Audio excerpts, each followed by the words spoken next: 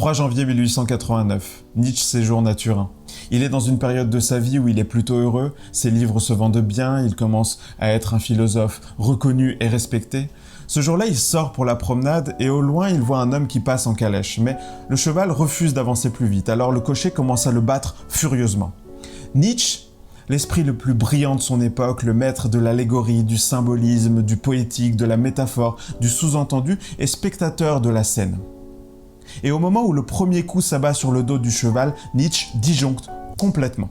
Il traverse la route, se jette sur le cheval, se met à l'enlacer, à le caresser. Nietzsche pleure toutes les larmes de son corps, la foule l'observe, ébahi. On le ramène chez lui, il raconte que dans une autre vie, il a été Bouddha, le Christ, Shakespeare, Napoléon. Il passera les 11 dernières années de sa vie en hôpital psychiatrique avant de mourir le 25 août 1900 à Weimar en Allemagne. Quand j'ai lu cette histoire pour la première fois, j'ai eu froid dans le dos. T'imagines, tu sors de chez toi, tu vois un truc qui te choque et tu deviens fou en un claquement de doigts. C'est flippant quand même. Aujourd'hui, j'ai 2 minutes pour te convaincre de lire Nietzsche parce que son œuvre est aussi fascinante que l'histoire de sa folie.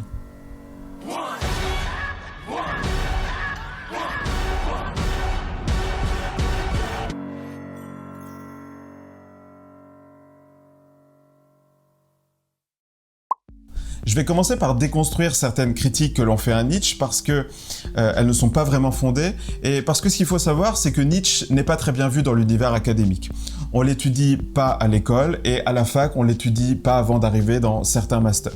Un des reproches que l'on fait à Nietzsche, c'est son prétendu antisémitisme. Pourquoi ? Parce qu'il existe un livre à son nom intitulé La volonté de puissance où on trouve un certain nombre d'écrits franchement antisémites et qui ont servi d'étendard au régime nazi.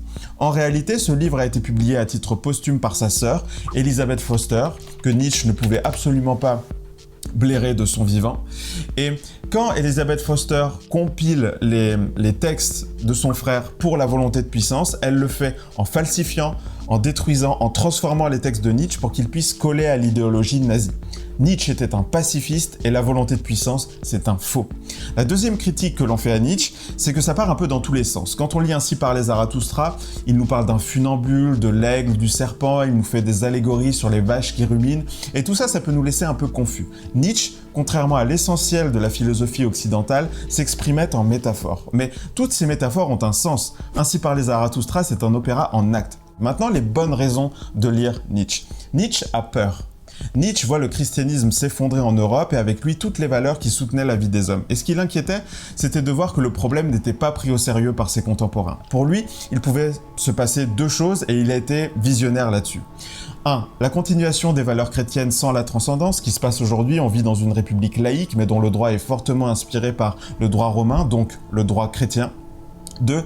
L'apparition des régimes totalitaires, parce que l'homme qui n'a plus d'absolu vers lequel se diriger, qui n'a plus d'étoile polaire, va mettre toute son énergie, toute sa foi dans les partis, ce qui va contribuer au clivage et donc aux horreurs qu'on va connaître au XXe siècle. Nietzsche, c'est le père de la philosophie vitaliste. Zarathustra, c'est le messager qui vient responsabiliser les hommes pour qu'individuellement, ils puissent se construire des valeurs, une morale, qui leur permettra de s'épanouir dans le monde, indépendamment des groupes, des partis et de tout ce qui divise. Et pour toutes les personnes qui sont intéressées de près ou de loin au développement personnel, vous trouverez chez Nietzsche des centaines de paragraphes qui vous montreront que comme Marc Aurèle, Sénèque ou Épictète, Nietzsche était aussi un des pères du développement personnel.